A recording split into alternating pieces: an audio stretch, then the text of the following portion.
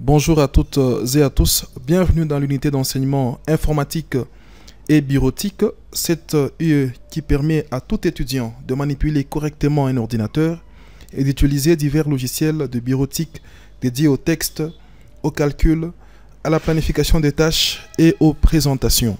Donc pour nous suivre, rendez-vous sur notre chaîne YouTube Informatique Appliquée. C'est parti. Alors, selon l'Académie française, l'informatique est une science du traitement rationnel, notamment par des machines automatiques de l'information considérée comme support de toute connaissance et des communications dans les domaines techniques, économiques et social. Alors, on disait que l'histoire de l'ordinateur est liée au calcul. Depuis l'invention des chiffres en 3500 ans avant notre ère jusqu'aux ordinateurs portables autour des années 2000, beaucoup de moyens ont été utilisés pour faciliter le comptage et les calculs, entre autres les abacs et les bouliers, les machines à calculer mécaniques, les machines programmables et les ordinateurs électroniques. Donc tous ces moyens ont été utilisés pour faciliter les comptages, l'addition, la soustraction et la représentation des nombres.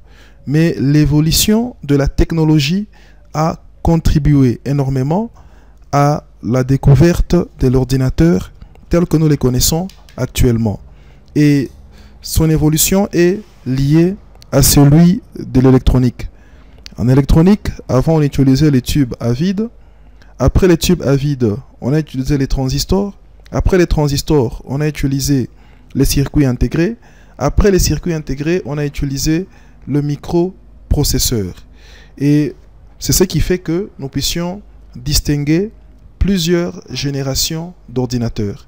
Les premiers ordinateurs, ils étaient volumineux, ils étaient purement électroniques, ils contenaient des tubes à vide, ils pesaient lourd et occupaient plusieurs mètres carrés, parmi lesquels on retrouve le Manchester Mark I, l'Univac, les premiers ordinateurs d'IBM, le premier mini-ordinateur, jusqu'au premier micro-ordinateur.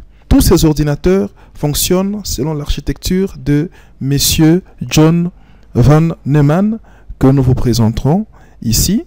Et l'évolution de l'électronique a conduit aussi à l'utilisation des ordinateurs, parce qu'au départ, c'était des équipements purement industriels, mais l'évolution de l'électronique a fait que l'on puisse utiliser les ordinateurs par les grands publics pour de la gestion des textes, l'enregistrement, ainsi de suite. On peut utiliser un ordinateur pour se connecter à Internet, on peut utiliser un ordinateur pour télécommander un drone à distance. Donc les applications des ordinateurs font partie de notre quotidien.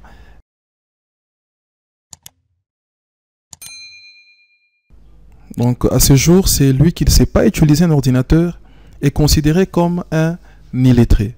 Raison pour laquelle cette unité d'enseignement est transversale et s'intéresse à toutes les 6 options.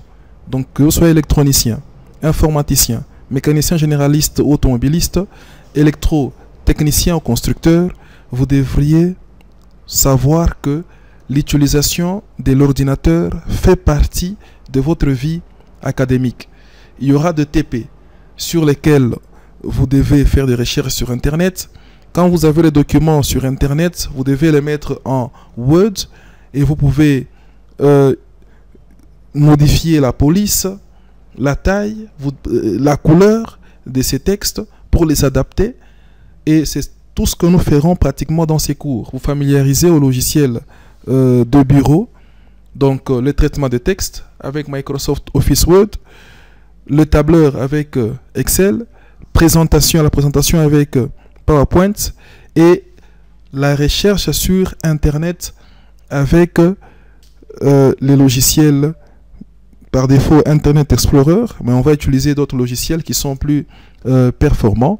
Et donc, on va faire des vidéos pour chaque chapitre du cours pour vous permettre à ce que vous puissiez vous familiariser d'abord avec l'ordinateur et ses périphériques, les contenus de l'ordinateur, et le TP que nous ferons dans la salle de machine vont être présentés dans des vidéos qui vous permettront de vous exercer à la maison et de suivre les explications en ligne pour vous faciliter la tâche une fois que vous êtes dans la salle de machine. Donc, je vous invite tous à vous abonner sur notre chaîne YouTube Informatique Appliquée. Vous allez vous rendre compte que les explications dans l'auditoire seront appuyées par des vidéos. Les TP que vous allez faire dans la salle de machine seront appuyés par des vidéos pour permettre à ce que tout le monde sache à quoi s'attendre quand il sera face à l'ordinateur dans la salle de machine. Donc, n'oubliez pas aussi de vous abonner à notre chaîne en activant la cloche pour que toutes les notifications puissent vous parvenir. Merci et bonne suite à tous.